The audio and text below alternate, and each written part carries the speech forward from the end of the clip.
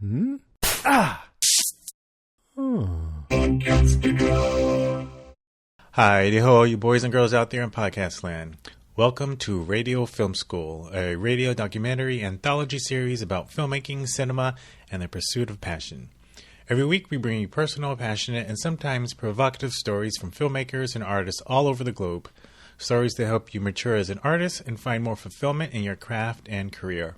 With Thanksgiving coming tomorrow here in the States, I thought it would be fun to rerun last year's Thanksgiving Day special about the origin of the Tin Man. This episode has one of my favorite guest stories about the Wizard of Oz. It also has an amazing interview with Whitestone Motion Pictures director and owner Brandon McCormick. But before we hear that, I have an excerpt from my interview with Brandon's producing partner in Whitestone and the composer behind all the amazing music you're going to hear, Nick Kirk. This is from a never-before-aired interview. You'll hear how he works with the director, his inspiration as a composer, and insights on collaborating with other artists in the making of a film. At the end of the Tin Man episode, there is a bonus segment wherein Brandon gives more details on the origins of the other characters from The Wizard of Oz. All around, this episode is chock full of artistic inspiration. Remember, when you subscribe to the show on iTunes, it helps us out a lot. Also, please leave us a rating review if you like what you hear. Now, without further ado, on with the show. Scene 1, take 10, marker. And action!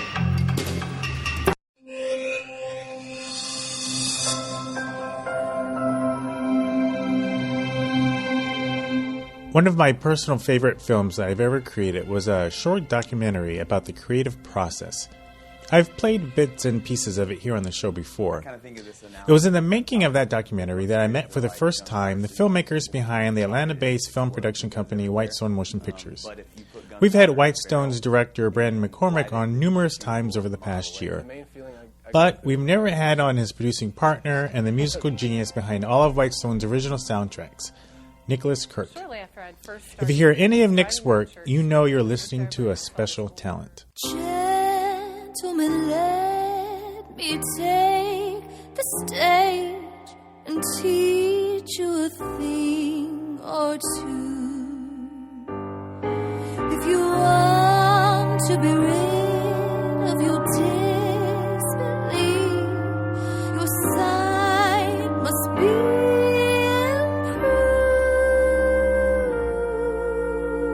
That's the song Second Glance from Whitestone's film That's Magic. It was actually the first film of theirs that I ever saw, and it was the one that made me know that this was somebody I just had to talk to. You may remember it from an episode back in May where I talked about my first encounter with Brandon. For months since then, I've been wanting to air some of my interview with Nick. And so finally, we're here. We'll start with Nick sharing how he works with the director. Well, you know, Brandon told a bit of the story of Whitestone last time he was on, and I'm definitely weird. They're not all like this, so forgive me I'm going to tell you what I know as opposed to what I think happens. Yeah, sure. But, you know, I'm heavily involved in these projects so far as even writing them sometimes with Brandon. Brandon and I are co-writers on a lot of this stuff. And so I've got it in my head from day one. And Brandon and I have been partners now for over a decade, so we kind of know what we're getting in for better and for worse on these projects and films together. So, you know, I have freedom to do whatever I want. At the same point, though, I love it when I do something and I get pushback because, you know, when it's almost like it's a bit like a marriage. When you're used to being with someone for a long time, it kind of starts to feel comfortable and some of the things you maybe signed up for are a little different, but you don't really think about it because everything else is going well. So when they finally push back in honesty and say, hey, here's something that you did that you may love, but I might need to see something different, or can you change this one thing? It's kind of nice for me to hear that and go, okay, cool, let's move down that road then and push myself, because if you're not going to push yourself, then no one else is going to push you forward, you know? If you already have it in your mind and you kind of know what the film is ahead of time, are you writing music even before it's shot, or do you wait until after everything's in the can and you have something to actually score? I mean, I usually start before just because I can, and it's something we had always done because we were afforded the luxury of doing that, and I thought that was just always kind of weird. And then I listened to an interview with Hans Zimmer and Christopher Nolan when Inception came out, and they were saying that he had written all that music before the film even came out, he just kind of kept reading the screenplay and talking to Chris, and just really kind of flushed it out in his head and sent it to him, and they just ended up cutting it up and putting it kind of where they wanted to, based on how they described the scenes, as opposed to really. And you can watch that film too, and it's, you know, it's wall to wall. It's pretty iconic at this point, but it is a wall to wall music film. But it's just a different mindset and different way of doing it. And anytime we get the luxury of time, which, you know, doesn't always happen, but when you have the time, I love to start writing beforehand, and it's inspired all kinds of stuff. And we use music in lots of different ways, and Brandon has used songs that have come from that, and have used scores, and they help turn the scene. And just knowing, okay, this right here, this thing we're just working on it's feeling a little long right here, but I know the music is going to do something. It's going to help it feel not as long, because I really want these reactions, or I really want this thing to kind of transpire on screen. So tell me then, how does what you just said reconcile with what you were saying earlier, where, you know, where you're creating something that specifically goes with a shot, like, you know, an eye roll or something like that? Sure. Versus if you're making the music ahead of time, then that's not really the case. So, like, which one do you prefer, you know? And well, number one, it's all about trust too. You have to trust that the person editing the film is treating what you did with respect, because, you know, I have a very big luxury of sitting in a seat where I know exactly what it takes to make a film. I sit in a producer chair. I know exactly what it takes to get the financing and to cast the actors and to get the talent. I mean, I know what that involves to drive out the location. So I also know it involves making, you know, music, making a record, and I wouldn't say one's necessarily more difficult than the other, as opposed to different. So it's nice to have an editor that respects that process and knows that for every minute they've spent editing this film or writing it, the composer spent a great deal of time writing music for it as well. So don't just drag it in there and turn it down as your impulse response, you know? Mm-hmm. Well, do you have a preference, though, where you're first, you know, creating music specifically for like a particular shot or particular scenes, yeah, versus creating it ahead of time and using it like wherever it might make sense? You know, if it's a really detailed piece, it's nice sometimes. Like, you know, if you've ever put in score under a montage, it feels like it can go anywhere. But if you watch trailers, they specifically cut trailers to music, because, like I said, it's easier to kind of, on a montage or a assemblage of clips, it's easier to cut those clips around beats as opposed to writing a score to a million different, you know, rinky-dink cuts. So it kind of depends on what you're doing. I love writing stuff beforehand because it gets us excited, and it starts to make the film feel more real. Just like seeing art direction stuff or seeing costumes, it starts to really come alive before it gets in the editor. So I love doing that beforehand. And then, you know, if we get the opportunity to do that, and I can really flush out a piece, sometimes it's great to see them go cut the film around that and see how the music is affecting the pace of it. So again, it all depends on who's doing it, I guess. The magic of a second's glance. Watch close the smiling children dance. When we're showing up at the table and I'm the ceiling, we're in trouble. You know, I want my ideas to be the floor, the foundation that we build upon, and it's got to be a solid foundation. But I want to be able to go up to the sky, you know. And I think so many people show up to the table with, all right, my talent is the ceiling, and they don't. And I would argue they don't even know they're doing that sometimes. They've got it so set in their ways that this is how I want it, and they're not open to saying, hey, let's flip this paradigm and make your ceiling our floor, and let's go up even higher. And that's a real skill right there if you can show up every time with that mentality. The composer has thought about this music hopefully more than you have as well. So even if you put that temp music that you love, that score from Braveheart or whatever that you're obsessed with, you know, it's not going to be that, but it's going to be something. And again, it's not always this way. And I know we're not the big boys, so we're sitting here and we're I'm sure used to working with people way less talented than James Horner most of the time. But the trust is, the more you progress and the more you find people that you trust around you, they're going to show up having done the homework and having done the work, and they're going to hit play, and hopefully they just have gotten it right. And I think people that really dive in tend to get it right, you know? I mentioned earlier about the creative process documentary I did back in 2009. In the beginning of that film, Nick said this. The main feeling I go through when I'm writing a new song is this sucks. Back when I originally made that film, I didn't explore further what he meant when he said that. So in this interview, I had the opportunity to finally ask him.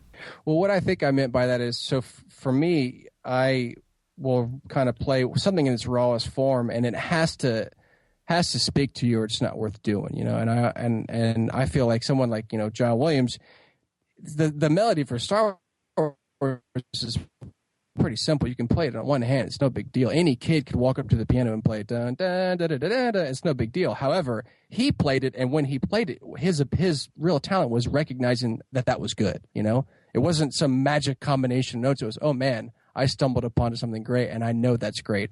And so for me, it has to start with. So I think it's a falsehood for me to say it's crap. I think what I mean is the first time I hear it back after I've kind of recorded it. So I'll like it enough to kind of pursue it, and then I'll get it into the computer and start messing with it. And that's kind of the first time it's kind of been played back to me, and I go, God, this is terrible. This isn't any good. What am I talking about? And I don't know. I feel like that's a pretty common creative situation for people, is the first time you see it back. You know, I'm sure the first time you've seen a cut of something, you're like, this is garbage. We just did a film, and upon seeing the rough cut, I remember thinking, oh, this is so bad. What is wrong with us? We thought this was going to be so good, and it's so bad. I literally almost had a mini panic attack. I just went outside, I went running. I was just like, God, what is wrong with me? I thought we were really on to something. Mm-hmm. And it wasn't that the edit was bad or that the film was bad. It was just the first time you saw it, it's always been in your head. And then when it comes out and you see what you've got, you go, okay, this is it. How do I make what I have match what's in my head, because they're not hitting it right now? And then that's the editing process. But that's what I think. I mean by it's crap. The first time you hear it, the first time you watch anything, you're like, oh, this is just garbage. This is not at all what I wanted to do. Yeah. What do you do when you're in a situation and you can't make it match what's in your head? Because that's actually been like a specific topic that's come up a couple of times on the show over the season, is when we did a whole episode on the gap that between talent and taste. Yeah, that famous recording by Ira Glass, where he talks about the gap between, you know, your talent and taste, like you said, and yeah, and you know, I talked about, you know, as a filmmaker, sometimes you have this vision in your head of what something's going to look like, and then when you actually get it shot and edit it, you know, ne'er the two shall meet. So, sure. What do you do when you're in a situation where you're faced with something like that, where it's, and there's no going back? Like, okay, this is not ever going to look like what I had in my head. How do you deal with that? Well, I think that's what separates the men from the boys. And I think the people that are ever going to succeed in this are going to be the people that stick through it and finish it, because it's so, oh my goodness, it's so yummy to make something and it suck and go, oh well, I quit. Like, oh my goodness, it would taste so good to just sit there and make something and be so excited. And when it's not good and I have to go the extra, 100 miles to get it there, to just go, you know what? Oh, well, next time I'll do another one sometime. And just, I mean, how many people do you know that have made something to 90% and then never released it or made it to whatever? I mean, it happens all the time. And, who said this? It might have been Steve Jobs. He's like, real artistship or something like that. It's like, you have to actually, right. You actually have to do it. And that's so true. And I think when faced with that situation, you just double down and go, all right, there's something there. And it's never going to be what's in your head. It never is. And the prayer and the hope is that while it won't be what's in your head, it can be something equally as good, just a little different, That's magic. The whole world seems to say that's magic. If only they had brains, that's magic. At some point this season, I hope to do a special shortened episode on film composers. And when I do, I'll have more of my full interview with Nick to share. In the meantime, now we're going to transition to that Thanksgiving Day Tin Man special we originally aired last year. We've added many new listeners to the show since last year, so for many of you, this may be your first time hearing it. And if so, you're in for a treat. But even if you've heard it before, it never hurts to listen again. The lessons learned from the dark origins of the Tin Man are lessons all of us as artists need to heed. At the end of the special, in addition to Brandon talking about the origins of the other Wizard of Oz characters, we have another bonus, another first-time excerpt from my interview with Nick. In it, he tells stories about two of his favorite composers, Thomas Newman and John Williams. Enjoy.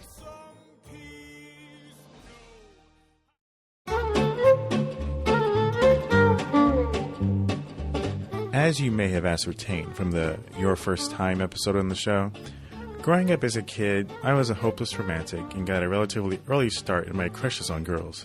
As early as the second grade, as a matter of fact. In pretty much every grade during my elementary school years, there was always some girl I liked and was totally gaga over. But my young romantic fascinations were not limited to girls I knew in person. Like many boys my age, there were those girls, real or not, that I saw on TV that captured my fancy. Jan Brady, Darla from The Little Rascals, Daphne on Scooby-Doo, Tootsie from Facts of Life, from season 1 when she was on the skates. And I don't know any young prepubescent heterosexual boy who didn't have a thing for I Dream of Jeannie and Wonder Woman. For, kind of obvious reasons. Wonder Woman, Wonder Woman. All the world is waiting for you and the power you possess. But I think of all the girls I saw on television growing up, the one who had perhaps the strongest hold on this young boy's heart was this vision. Somewhere over the rainbow, way up high. Yes, let me go on the record by saying straight guys can like Dorothy too, if not for different reasons. When I was in the 5th grade, Dorothy from Wizard of Oz was it for me. I was smitten. I used to dream of rescuing her from the clutches of the Wicked Witch. I think Over the Rainbow really touched my sensitive soul. And every year, I got to see her and hear that angelic voice on Thanksgiving. The dreams that you dare to dream really do come true.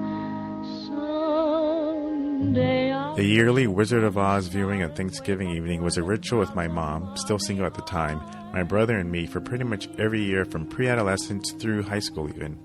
For that reason, it holds a very special place in my heart. But I'm not alone in my affection for the MGM classic. The Wizard of Oz is one of those magical and memorable remnants of the golden age of Hollywood that has captured the hearts of millions of people around the world. But I think it has a particularly special effect on those of us that would go on to become filmmakers. But I think the movie that affected me the most, and the first time I ever saw it, was on television, because I grew up in a farm about it. That's the voice of Tom Wineland. Tom is the co-producer on the sci-fi original web series called Sky City Haya, currently in production. He and the series director and creator Adad Warda were two of the first filmmakers I interviewed for this show. We'll be hearing more from them and their amazing project later on in the season. But Tom had the most interesting story behind his history on watching The Wizard of Oz. And when we saw it, we used to gather as a whole bunch because there's 7 children in the family. So we'd all sit around a TV set, and we didn't have a color TV set, so we had a black and white TV set. So at the time, we didn't even know that Oz changed. We had no idea that Oz had changed to this colorful world, and my parents never even told us. So we would every year have this sort of, screening of The Wizard of Oz. And then I remember when we eventually got a color TV set, and we all sit down to watch the movie, and none of us had any idea that the movie would change to color.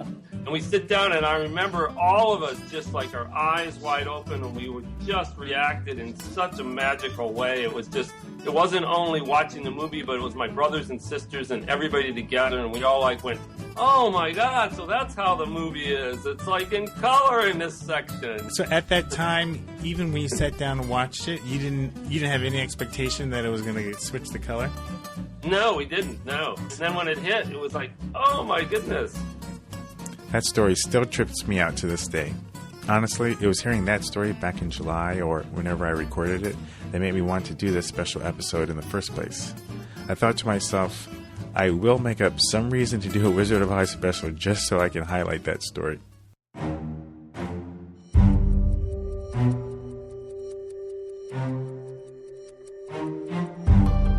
The Wizard of Oz is one of those ironic stories from the Hollywood's heyday. Released in 1939, the film was a critical success, being nominated for 6 Oscars, including Best Picture, and it won 2 for Best Original Score and Best Song Over the Rainbow. But unfortunately, it was a box office disaster for MGM and didn't recoup the studio's initial investment until its re-release 10 years later in 1949. But it was the television syndication that began in 1956 that really made the movie the international phenomena it has since become, being named the National Library of Congress's most viewed film on television. To this day, it has a 99% Rotten Tomatoes rating. And frankly, I want to know the heartless jerks that make up the 1% who don't like that movie. I mean, come on, how does Wizard of Oz not have a 100% Rotten Tomatoes rating? Since its first premiere, there have been quite a few spin-offs and adaptations of L. Frank Baum's Magical World. There have been animated TV shorts, stage shows, and remakes. There was, of course, the African-American stage musical The Wiz, which ultimately became a movie starring Diana Ross as Dorothy, and of all people, Michael Jackson as the Scarecrow. Today we have the stage sensation Wicked, and in 2013, James Franco, Mila Kunis, and Michelle Williams starred in the less than wonderful Oz the Great and Powerful, which was a sort of origin story of the wizard. But perhaps one of my favorite reimaginings of the wonderful world created by L. Frank Baum was this.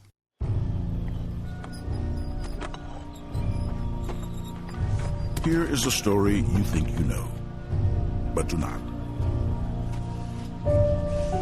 A story about a young woodsman, a beautiful maiden, and a desperate love. This woodsman's story is not known to many, for he's known by another name. That's the captivating introduction to the Whitestone Motion Pictures short film Heartless, the story of the Tin Man. The writer-director of that film was my personal muse, good friend, and friend of the show, Atlanta filmmaker Brandon McCormick. Brandon is like a walking encyclopedia of artist profanities. Whenever I need a poignant, powerful, and moving soundbite for an episode, I can always find one from my interviews with Brandon. Earlier this summer, while in Atlanta for client work, I stopped by Whitestone to have a heart-to-heart talk with Brandon about the story of the Tin Man. Pun fully intended.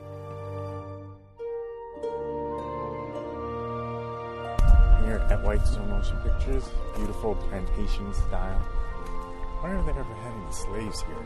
To give you some context, Whitestone's offices are in this old, remodeled, plantation-style mansion in Beaufort, Georgia, about 40 miles north of downtown Atlanta.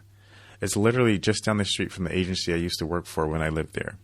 How are you, man? Good. How you doing? Good to see you, bro. Did they ever have any slaves here? I have no idea. I was saying...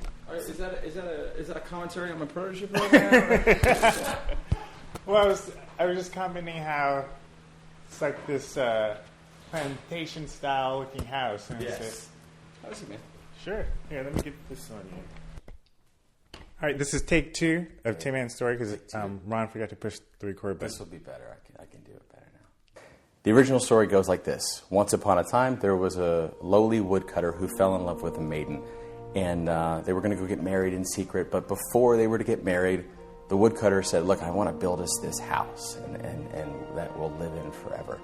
And so he goes out and he starts building this house. Now the maiden's mother hates the idea of her getting married to this lowly woodcutter. So she hires a witch, which is the Wicked Witch of the East, to curse his axe. And so that the head would fly off and harm him from time to time. So as the woodsman is cutting down the trees, the axe head flies off and it cuts off his arm. And he goes into town to find a doctor, but there's no doctor, but there is a tinner.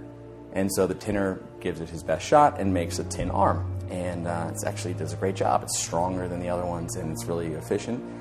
Goes back out into the woods and of course that axe keeps flying off and chops off his other arm, his legs. The tinner keeps replacing these parts. Eventually his head replaces that. And the last thing it hits is his chest. And when he goes to the tinner says, I'm not good enough to make a heart. I can't. It's a thing I can't make.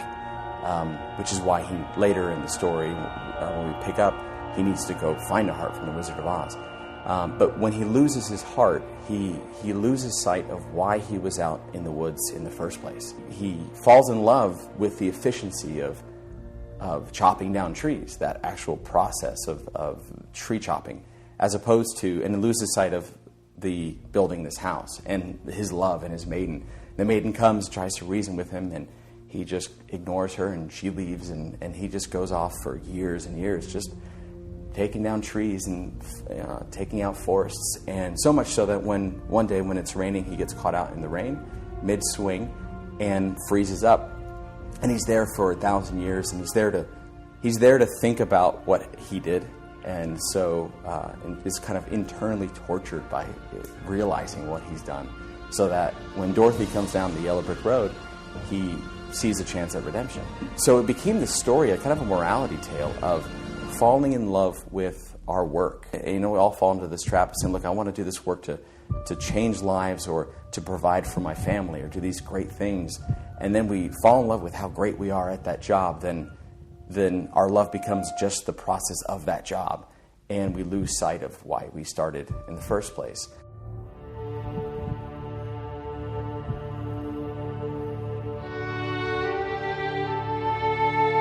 I doubt there is any artist or hardworking entrepreneur among you who hasn't at some point fell into the trap of the Tin Man. Come on, if you're honest with yourself, wouldn't you say you do that?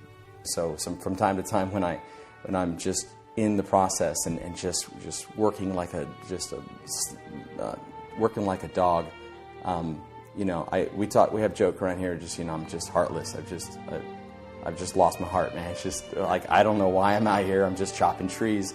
And then we just got to reset and go, okay, why are we doing this in the first place? And because we value, again, the core principles of what we do and family and all that kind of stuff. And so, may we never get so heartless that we forget, that we fall in love with our own proficiency and forget why we started chopping trees in the first place.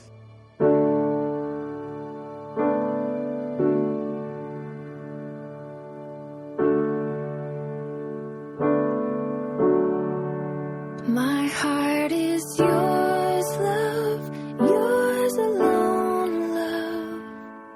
And should you wonder, there I'll be. For where you go, love, I will follow. My heart is yours, love, and yours alone. This episode was produced by me with production help from Chris Husledge and Tommy Ferguson.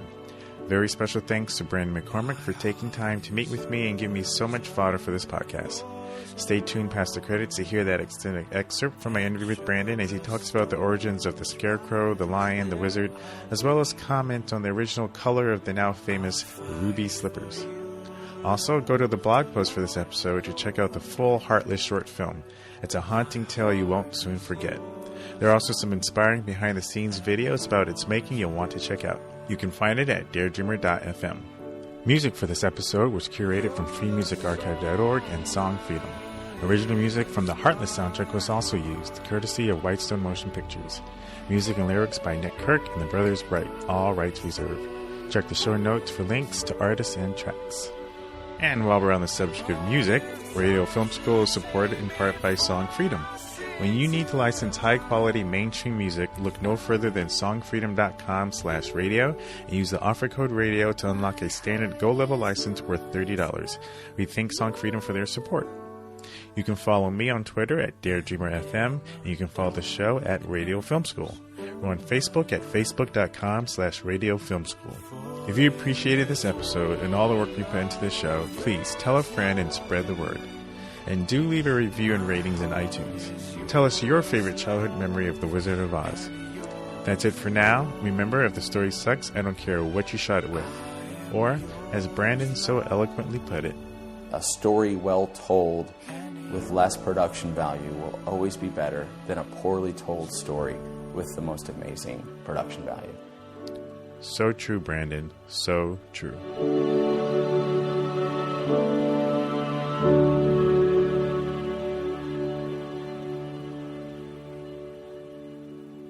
So I spoke with Brandon for a while. Here's an extended excerpt from my interview where he talks about the origins of the other characters in Wizard of Oz. Enjoy.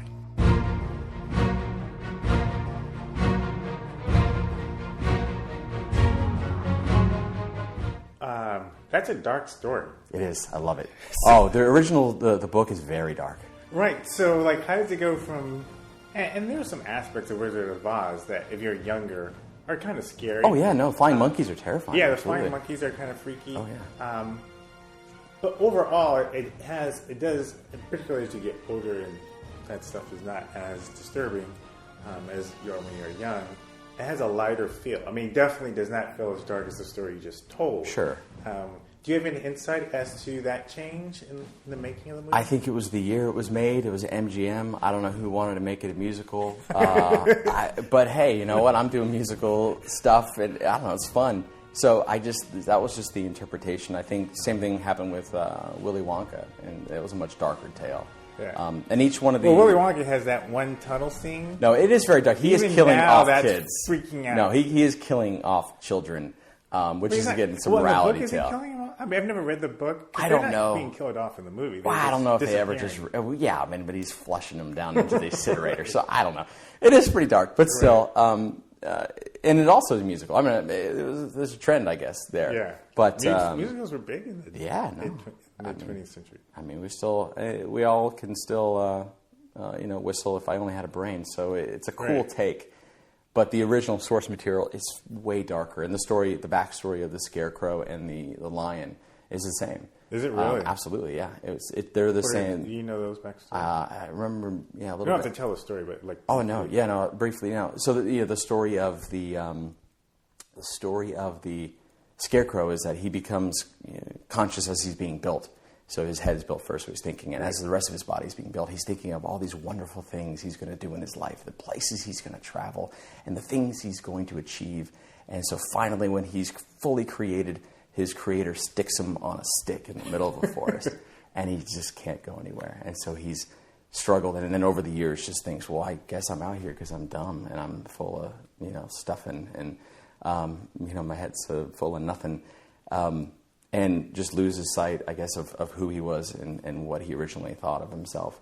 The Cowardly Lion is born into a proud family, and the father is king of the forest, and his roar is is fierce, and he could never roar, and so he was never respected. And so over the years he lost his courage because the animals of the forest just treated him like a joke. And he couldn't ever live up to his father's expectations. And so he needed to go find that courage to take his father's role. That's some dark junk right there. Yeah, man. But it's good. Was that written as a children's book? I don't know. It's been a few years. But all of his stuff is very political and very, again, even like, The Wizard of Oz. In the original, the Yellow Brick Road is because the wizard it was a taxation thing, I think, and so he was taking everyone's money so he could pave this wonderful road to his city.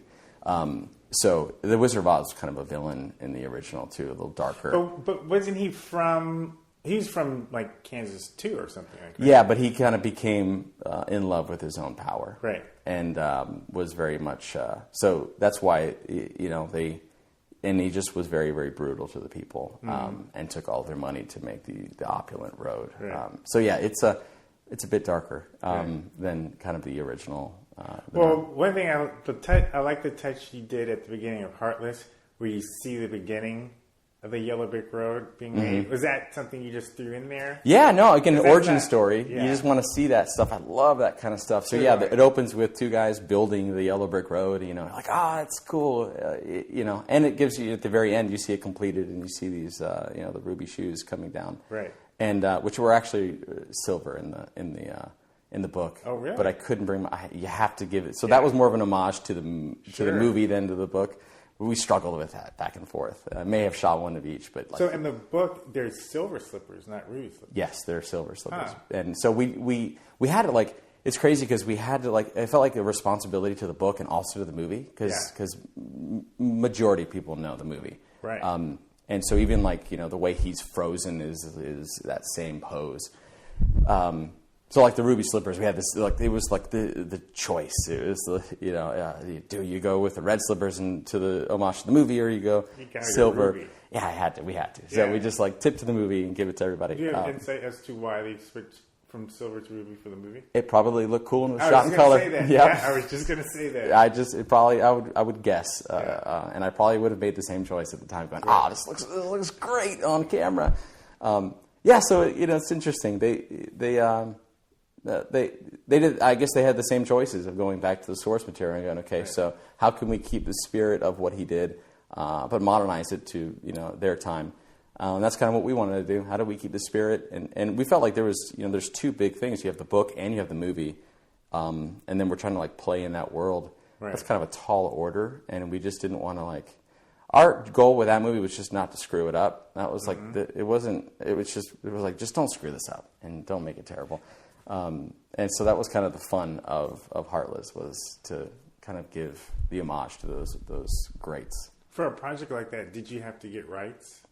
Nope, it was right on public domain, which was awesome. Was it really? Oh yeah, no, we were thrilled because I started writing it before we knew that. Right. But so it was kind of a gamble. Yeah.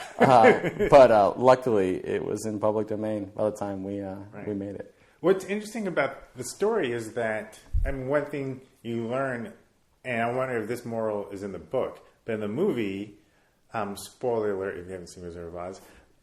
You kind of learn how everyone kind of learns they already had what it was that they were searching for. Like, Dorothy always had the ability to go home. The Lion always had courage, and you see it retroactively. You see it looking back. Oh, the Scarecrow was always smart. He was the one coming up with all the ingenious ideas. And the Tin Man, you see examples of his heart. So, is that explored in the book that they already had what it was that they were looking for? Yeah, I think that was it. Again, with the Scarecrow, when he's first created, he's brilliant. Right. And then he just over time goes, well, I guess I'm just a dummy. Right.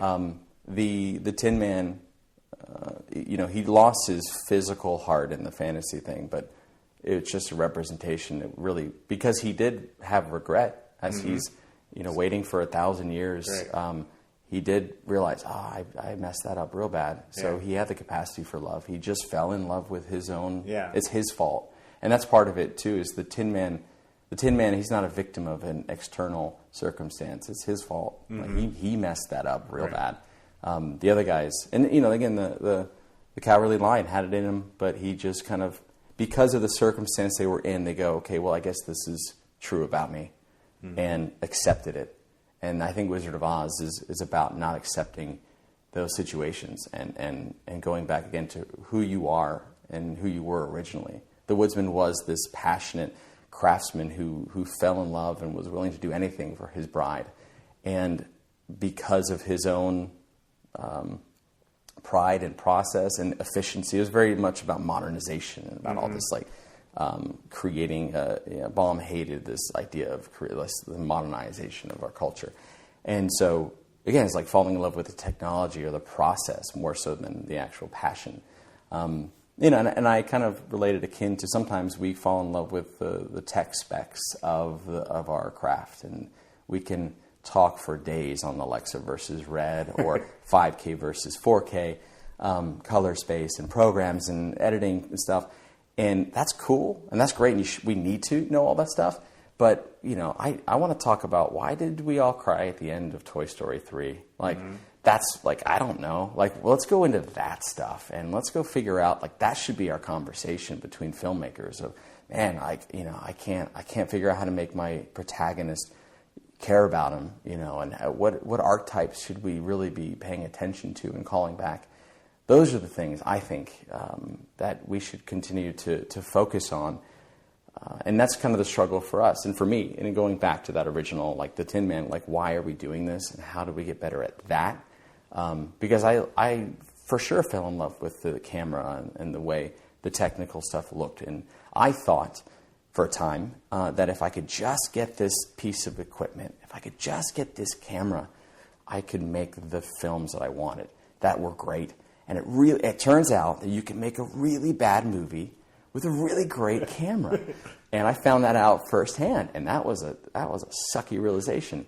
And so, and you're like, well, I could either try to get a better camera or crap, I'm the problem. That's like the what if it's me? Again, that's part of the Tin Man story of saying the process is important.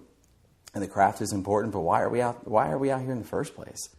Thomas Newman has a way of capturing what I like to just call the heart of the film, and that's something as musicians, music has a way of pulling at your heart almost like nothing else can, in my opinion. And so when I look for a film, I try to find there's a heart in every film, even a a Tarantino film. There's heart somewhere in there, and finding what that is. It could be an evil heart, or it could be a good heart, but there's a soul of that thing that defined the music is something that as a composer I lunge toward, with great ferocity, trying to find. And for whatever reason, old Tom seems to find it really, really well. Like I always tell the story of when my first son was born. He was premature and was in the NICU for almost a month. And when we took him out and finally took him home, it was terrifying, because it was like I felt like I was gonna break him. He was so little, and I thought, how can you just hand him over to me? I don't know what I'm doing. He left like a high security skilled hospital, and they just put him in my car, which had probably chips on the floor or something. I'm like, right. I don't know how I'm going to do this. And so I got in my car, and for whatever reason, I put on the soundtrack to Finding Nemo. So when the titles come up in Nemo, and he's just lost his wife and all of his unborn children, and he goes down there and sees that one remaining one, and just the orchestra just kind of does that da da da da da da. It just gets me every time I see it, and there's something about a heart and a moment that he captured in that. And I put it on as the leaves were falling, and I was driving home bawling like a baby, listening to Thomas Newman as my life was changing. But yeah, he got it though. He just does it so well. It's funny too to watch what movie, Bridge of Spies, which is the first Spielberg film that John Williams hasn't done music for. And oh, really? I didn't know. Since you can remember, yeah, he did the music for, which I was excited about because I love those guys. It was fun to see. I wanted to see what would happen. And while I definitely missed Williams at times, I felt like, and this is a bold statement coming from a fan like me, but at the end of the film, I felt like, as Tom Hanks is kind of walking upstairs and is exhausted, and his wife is finally looking at him with this pride that her husband has done something so well. Thomas Newman's piano and strings are underneath that, and I think he did just a fantastic job. I think he found the heart there better than anyone else could have. Again, I miss John on several parts of the film with his ability to just kind of blend in and be amazing. But when it came to finding that heart at the end of the film where it really needed it, Thomas Newman he showed up for sure. Do you know why Spielberg didn't work with Williams in that? I mean, I called them, but they don't call me back as much as they used to. Right. My understanding was that he was doing Star Wars at the time, and just that was kind of a beast. Yeah, a little film you may have heard of. He was doing that, and something about, I think he also he hurt his back, and just like it was legitimately just kind of landed out. But he's doing, the BFG, and then whatever the other one is. Right. I keep track of John. I mean, again, he's the national treasure. He's 80. I remember, I think I talked about this to every one of my friends when the Force Awakens trailer came out. So, there's an awakening, that first little teaser, right? I'm sure you've seen it. Oh, yeah. And then the guy. Twice. Yeah, exactly. But the guy pops his head up, and the orchestra just goes, bah, bah, bah. It just goes nuts. And I thought, in a world where every single trailer out there is cut to music, so they put the piece of music in there and they cut the film over it. It's not what John Williams does. He looks at the weird cuts and goes, "Cut it however you want. I'm going to make it work." And he just puts, bars of 7 and 3 and 8 and whoever knows what in there to make it happen. And it's so good. And I just thought, this guy is making us look bad, and he's 83, 82 years old, and everyone else on the planet is out there just not hitting that guy's standard. And it was just very humbling to watch, just this 80-something-year-old school us all in one little teaser trailer. I was blown away by it. You're listening to Dare Dreamer FM, the sound of creative expression. Hmm? Ah! Oh.